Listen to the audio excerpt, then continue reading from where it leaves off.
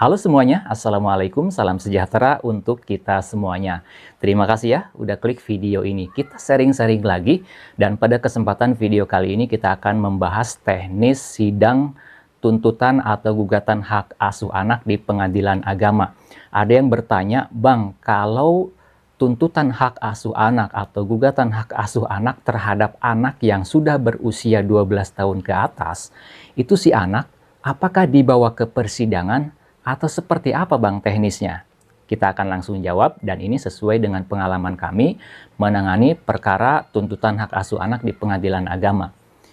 Berdasarkan buku kompilasi hukum Islam, ketika orang tua yang bercerai memperebutkan hak asuh anak dan anak yang diperebutkan itu usianya sudah mencapai 12 tahun ke atas, istilahnya sudah mumayyiz, maka kepada anak yang usia 12 tahun ke atas itu nanti akan diberikan kebebasan untuk memilih mau ikut ibunya atau mau ikut bapaknya. Karena kalau usia si anak tersebut masih di bawah 12 tahun, itu biasanya hak asuh anaknya akan diberikan kepada si ibu. Kecuali misalkan si ibu ini hak asuh anaknya gugur karena misalkan melakukan KDRT, terbukti melakukan KDRT. Kemudian juga mendapatkan vonis pidana penjara, atau mungkin murtad dan lain sebagainya. Tapi pada umumnya, kalau anaknya masih di bawah 12 tahun, itu hak asuh anaknya akan jatuh atau akan diberikan kepada ibunya. Nah sekarang untuk anak yang usianya sudah 12 tahun ke atas, ini sesuai dengan pengalaman kami. Teknisnya seperti ini teman-teman. Jadi nanti pada saat sidang yang telah ditentukan oleh pengadilan agama untuk menghadirkan si anak yang sudah usianya 12 tahun ke atas itu akan diminta untuk hadir ke persidangan. Jadi nanti pengadilan agama, dalam hal ini majelis hakim akan memerintahkan kepada orang tua yang anaknya yang usia 12 tahun itu tinggalnya sama siapa sekarang, itu diminta untuk dihadirkan di muka persidangan, harus dibawa ke persidangan. Kemudian, para orang tua atau penggugat dan tergugat beserta si anak yang usia 12 tahun ke atas itu hadir pada saat persidangan yang telah ditentukan, yang sudah dijadwalkan. Seperti biasa, kita harus ambil antrian dulu ya, nomor antrian persidangan. Setelah dapat nomor antrian persidangan, kita nunggu panggilan sidang, dan nanti akan dipanggil sesuai dengan nomor antrian. Misalkan nomor antrian A sekian, antara siapa dengan siapa, silahkan masuk ke ruang persidangan. Maka masuklah para pihak beserta si anak yang usianya 12 tahun ke atas tadi ke ruang persidangan yang sudah ditentukan sebelumnya. Ketika sudah masuk, maka para pihak biasanya duduk di kursi masing-masing yang sudah disediakan. Kemudian si anak yang 12 tahun ke atas ini duduk di kursi yang sudah disediakan di belakang. Kemudian hakim akan membuka persidangan. Membuka persidangan, kemudian juga nanti akan memberikan arahan dan juga penjelasan kepada para pihak bahwasannya nanti hakim atau majelis hakim akan bertanya langsung kepada si anak tersebut, akan tetapi persidangannya hanya dihadiri oleh si anak saja. Dalam artian orang tuanya atau penggugat dan tergugat nanti dipersilahkan untuk menunggu di depan ruang persidangan atau di luar ruang persidangan. Jadi tidak menghadiri ketika hakim bertanya kepada si anak, kemudian hakim nanya apa aja, itu para pihak tidak bisa tahu. Nah, kemudian persidangan nanti akan diskors. Penggugat, kemudian tergugat, dan si anak tadi itu akan dipersilahkan untuk keluar ruang persidangan terlebih dahulu, sebentar ya, cuman sebentar doang.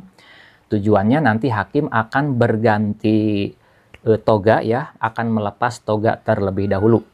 Karena kalau persidangan yang dihadiri dengan atau oleh anak yang masih di bawah umur, itu biasanya hakim itu tidak diperkenankan menggunakan atribut hakim. Baju hakim ya yang hitam, kemudian kalau di pengadilan agama itu ada hijaunya dan ada dasi putihnya. Nah itu mereka akan melepas atribut itu terlebih dahulu. Setelah mereka melepas atribut hakim, maka persidangan dengan nomor yang sudah ditentukan itu akan dipanggil lagi. Dipanggil masuk, akan tetapi hanya si anaknya saja yang diperbolehkan untuk masuk. Sementara penggugat dan tergugat atau orang tuanya itu tidak boleh masuk. akan tetapi menunggu di depan ruang persidangan. Nah, masuklah si anak ke ruang persidangan, dan hakim nanti akan bertanya tentu dengan bahasa-bahasa yang tidak kaku ya, bahasa yang ya sesuai dengan anak-anak, dan tentunya hakim hanya ingin bertanya, mungkin ya diantaranya apakah nanti untuk selanjutnya mau tinggal bersama ibunya kah, atau mau tinggal bersama ayahnya. Biasanya sih pertanyaan seperti itu ya. Dan tentunya hakim juga bertanya dengan bahasa yang rileks, yang santai ya, menyesuaikan dengan kondisi anak. Setelah kurang lebih kisaran ya 2 atau 3 menit mungkin ya, nanti hakim akan bertanya. Kemudian setelah itu persidangan dengan nomor perkara tersebut akan diskors kembali.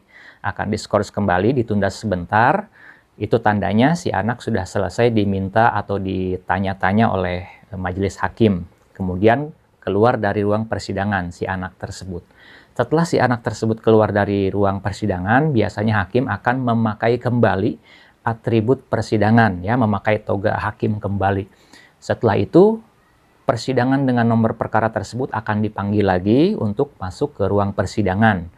Maka ketika dipanggil lagi, masuklah para pihak tersebut, penggugatnya, tergugatnya, atau orang tuanya, dan juga si anak tersebut, masuk lagi ke ruang persidangan. Ketika sudah masuk ke ruang persidangan, nanti hakim menjelaskan bahwasanya mereka sudah bertanya kepada si anak dan sudah mendapatkan keterangan, tapi hakim tidak menjelaskan atau tidak menyebutkan jawaban si anak itu seperti apa. Tidak, itu rahasia mereka yang akan mereka tuangkan di dalam berkas putusan nanti. Setelah itu, hakim akan mengagendakan untuk sidang pembacaan putusan. Dan nanti akan ditentukan oleh hakim sidang putusannya di hari apa, tanggal berapa, apakah melalui e-court atau harus dihadiri secara langsung. Biasanya akan diumumkan pada saat itu juga. Setelah itu, maka hakim akan bertanya kepada para pihak apakah ada pertanyaan atau tidak, sudah jelas atau belum. Kalau sudah jelas, maka persidangan hari itu dianggap cukup, dianggap selesai, dan tinggal menunggu sidang putusan nanti. Nah, ada yang bertanya, Bang, anak yang usia 12 tahun ke atas ini ditanya oleh hakim itu pada saat sidang apa sih? Nah, jawabannya pada saat sidang tersendiri ya, sidang tersendiri dalam agenda menghadirkan anak yang usia 12 tahun ke atas tersebut. Biasanya itu diselenggarakan setelah sidang pembuktian. Setelah sidang pembuktian, nanti hakim akan mengagendakan untuk meminta kepada para pihak untuk menghadirkan si anak yang usianya sudah 12 tahun ke atas tersebut. Itu saja yang dapat saya jelaskan. Mudah-mudahan bisa menambah wawasan khususnya bagi Anda yang butuh informasi terkait dengan hal ini. Kalau misalkan menurut teman-teman video ini ada gunanya dan channel ini bisa bermanfaat buat orang lain, saya mohon keikhlasan dari teman-teman viewers semuanya untuk subscribe ke channel Pengacara Santuy Official. Bukan siapa-siapa, hanya Lawyer Ndeso. Sampai jumpa di video-video selanjutnya. Assalamualaikum warahmatullahi wabarakatuh.